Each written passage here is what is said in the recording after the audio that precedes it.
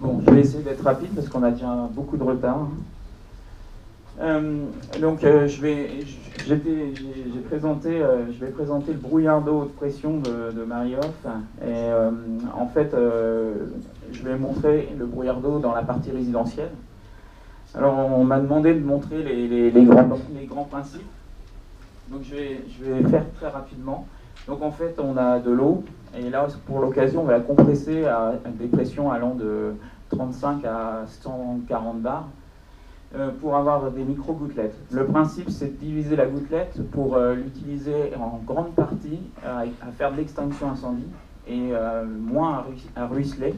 Donc, l'idée, c'est d'utiliser 80% de l'eau sur l'incendie. Alors, il y a les classements de brouillard, parce qu'il existe du brouillard haute, moyenne et basse pression, et puis en fonction de chaque brouillard, il y a des tailles de gouttelettes que vous retrouvez ici en classement. Chez Marioff, nous on fait du brouillard d'eau haute pression, avec des micro-gouttelettes inférieures à 200 microns. La moyenne de nos gouttelettes est aux alentours des 120 microns, ce qui nous permet d'avoir une très grande surface d'échange entre le feu et l'eau qui va capter la chaleur. En réalité, on va arriver jusqu'à 250 mètres carrés d'échange avec seulement un litre d'eau. Voilà, ça c'est pour les bases. Beaucoup ici le savent déjà. Donc en termes de... sur le triangle du feu, on va avoir la particularité de capter la chaleur, mais aussi de faire de l'anoxie. Je ne sais pas si j'ai le temps de montrer la vidéo. Oui. Si.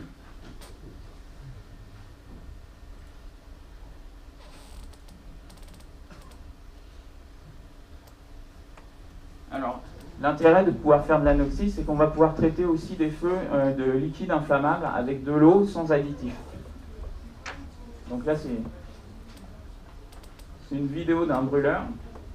Vous voyez ici, on déclenche un brûleur, ça fait un feu de 6 MW. C'est un démarrage très rapide et on va déclencher là avec des buses ouvertes pour l'occasion. Mais ce qui est intéressant à voir, c'est que le brouillard en très faible quantité va tout de suite capter la chaleur et faire de l'anoxie, ce qui va retirer l'incendie très rapidement.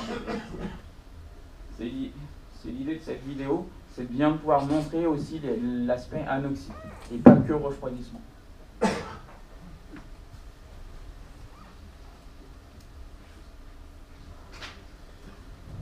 Un petit retour en arrière, donc, qui est pour revenir à la présentation de Marioff d'une manière générale. On a démarré en marine, et donc bien sûr, l'idée du départ, c'était de pouvoir protéger les bateaux dans leur intégralité. C'était en tout cas ce qui nous était demandé. Réduire la quantité d'eau émise, avoir des canalisations petites, et bien sûr répondre aux demandes de l'IMO. Donc, pour donner un ordre d'idée, en 1991, on a sorti un des premiers bateaux sur Saint-Nazaire avec le Queen Mary, et c'est un ERP avec 8000 personnes. Globalement, on va pouvoir protéger tout type de locaux avec le brouillard d'eau. Voilà. Vous n'avez pas de questions, je continue. Donc, pour élaborer les standards, en fait, on a fait des essais échelle 1. Et là où ça devient intéressant, c'est que très vite, en 2006 et 2007, on a fait des essais pour valider l'installation dans les ERP, mais aussi avec une approche résidentielle. Où là, on a fait des essais, notamment rue Guano, qui ont amené beaucoup de débats. Je n'avais pas ça aujourd'hui, mais des essais pour des cages d'escalier non cloisonnées. Donc je vais présenter un peu les résultats. L'idée, c'est bien sûr de faire toujours des essais en échelle 1. D'une manière générale, on fait des micro-gouttelettes, on ne peut pas faire d'échelle réduite encore. Donc on va tester bien sûr les hauteurs, les espacements, exactement comme il a été présenté il y a quelques minutes sur les têtes spunklers. On va faire des tests avec des bus qui auront chacune des particularités et des densités de diffusion pour des surfaces bien connues. Voilà. Donc là, j'ai une deuxième vidéo sur la partie résidentielle, ce qui m'amène au résidentiel en fait.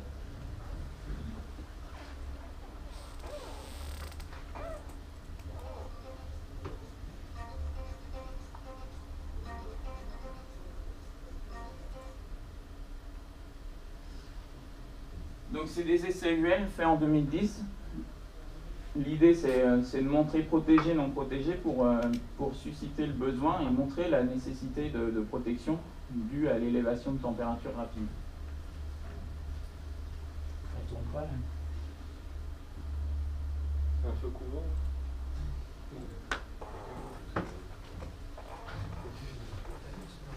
C'est le PC.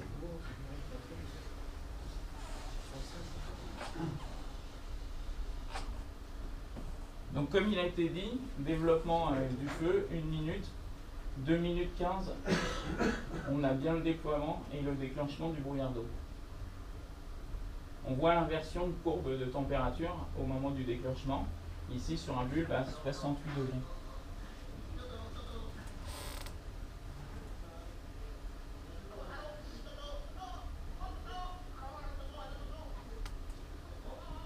Donc,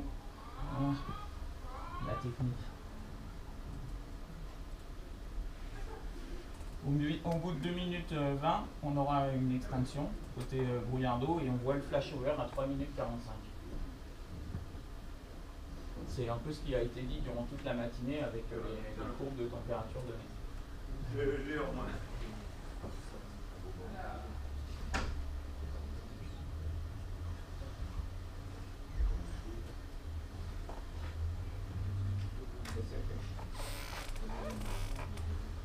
Donc on constate que là où c'était pas protégé, ben, il ne reste plus rien. Et là où c'est protégé, en fait, il y a très peu de dégâts, la naissance de l'incendie. Et puis après, le reste, on voit qu'on a très peu de dégâts dus à l'eau et aux fumées, même s'il y a eu un gros dégagement au départ.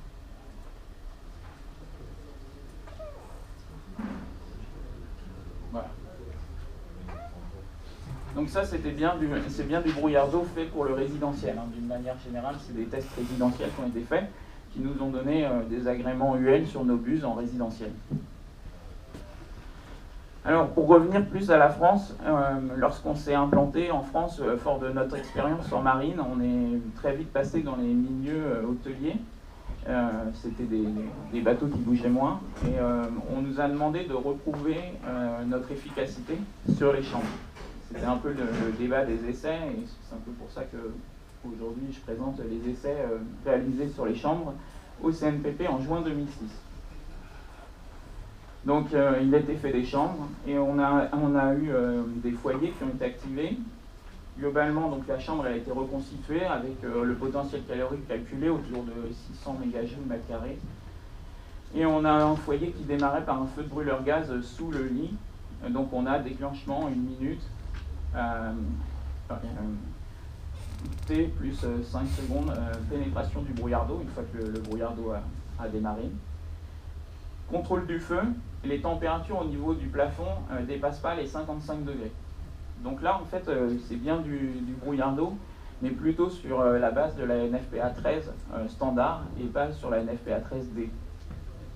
Donc les températures sont bien que de 55 degrés après le déclenchement. Arrêt du brûleur, il a été arrêté par le brouillard d'eau. C'est une notion importante, comme on le voit, on peut arrêter les feux de liquide inflammable ou gaz. Donc le brouillard a cette faculté-là. Voilà. Et toutes les températures, au bout de 5 minutes, sont tous en dessous de 60 degrés. Donc ça donne ça. À l'époque, il nous avait été demandé de vérifier par rapport au sprinkler ce que ça donnait. Donc on a l'activation qui s'est fait entre 120 et 500 degrés pour le sprinkler, entre 150 et 250 degrés pour le brouillard d'eau. Et les quantités émises, on était à 100 litres d'eau en comparaison pour 13 litres en brouillard. Voilà. Et le niveau de température au plafond, après 2 minutes, était de 70 à 300 degrés en sprinkler et de 60 degrés homogène en brouillard. Et on retrouve au bout de 15 minutes à peu près les mêmes températures en brouillard et en sprinkler.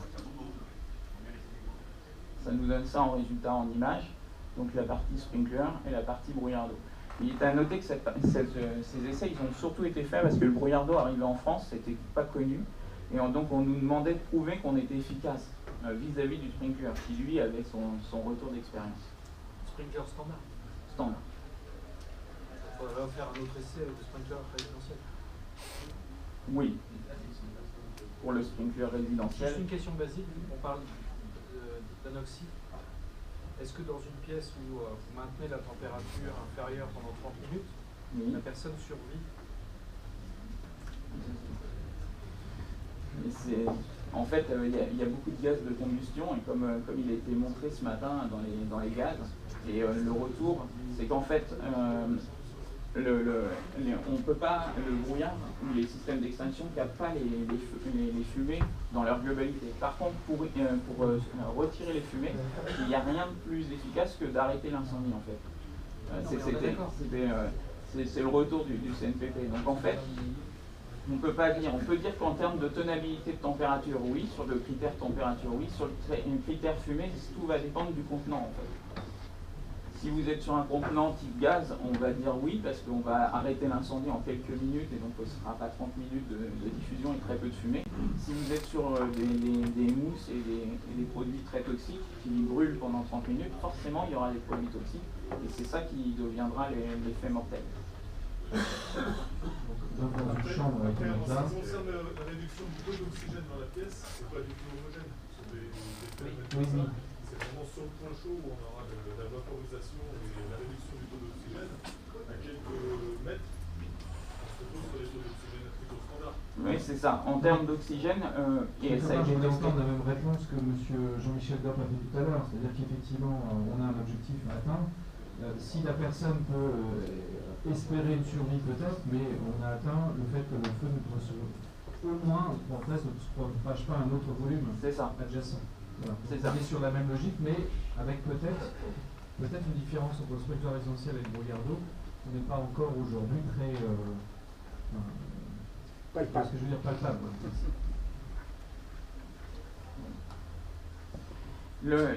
Pardon. Ici, donc d'autres essais qui ont été faits, c'était rue Boineau, c'est pour vous rappeler plutôt le résidentiel et l'escalier non cloisonné. Donc il y avait deux types d'essais faits. Il y a eu un essai feu de chambre sans sprinkler dans la chambre et feu de poubelle dans la cage d'escalier. Et ça a donné ça. Pour les feux de chambre, donc feu dans la chambre, sans sprinkler dans la chambre et des sprinklers sur le palier. Donc ça c'était dans le couloir.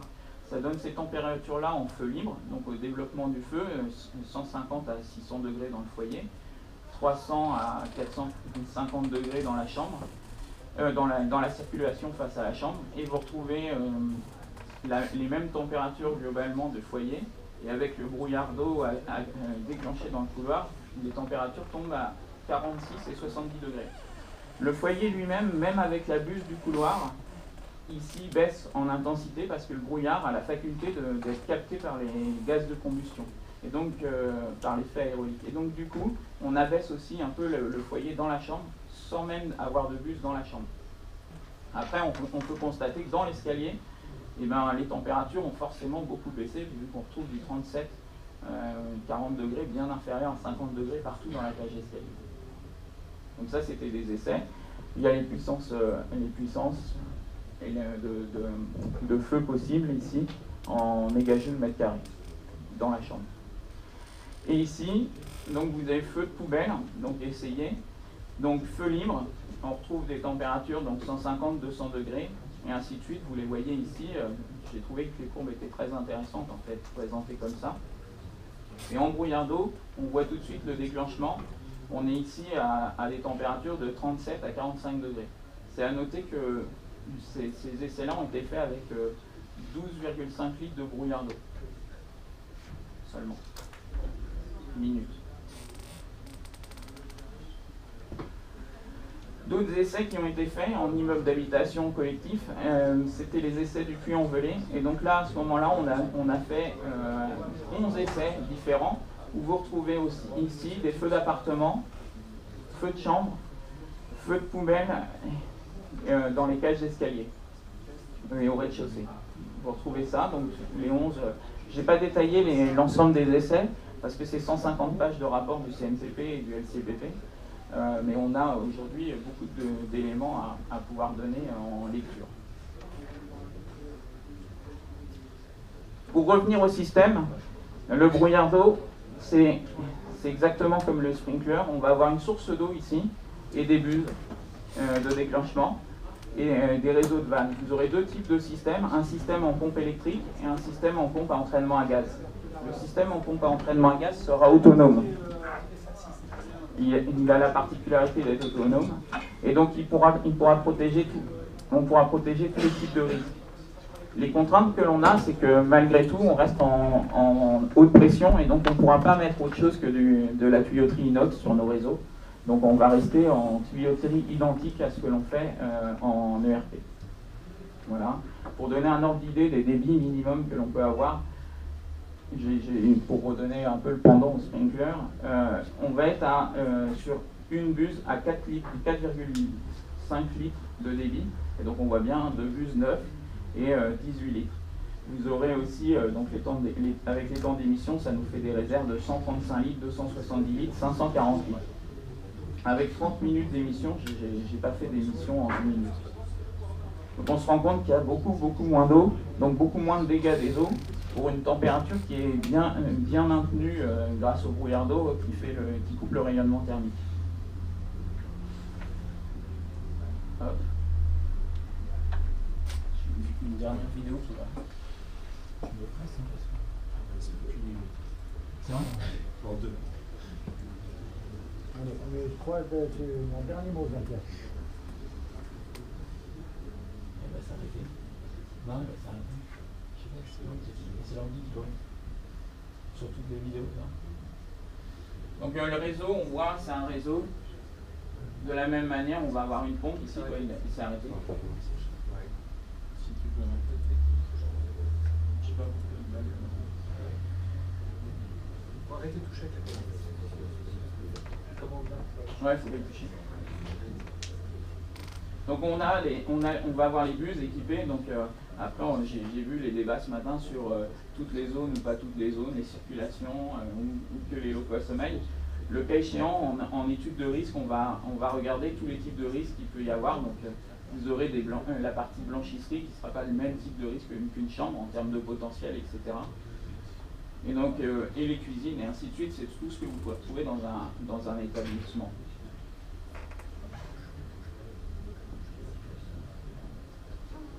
Donc les chambres, les circulations.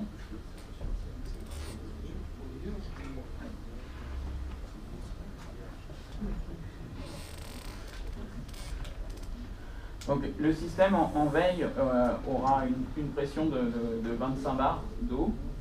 Alors on peut aussi être en sous-air. Et à 57 degrés ou 68 degrés pour la partie résidentielle, donc 57 degrés c'est la partie suivant la nef PA13, et en 13D on est à 68 degrés, on va déclencher, le brouillard va être émis d'abord à 25 bars, et puis après on aura un démarrage avec des pressions allant de 50 à 80 bars, suivant les rapports d'essai.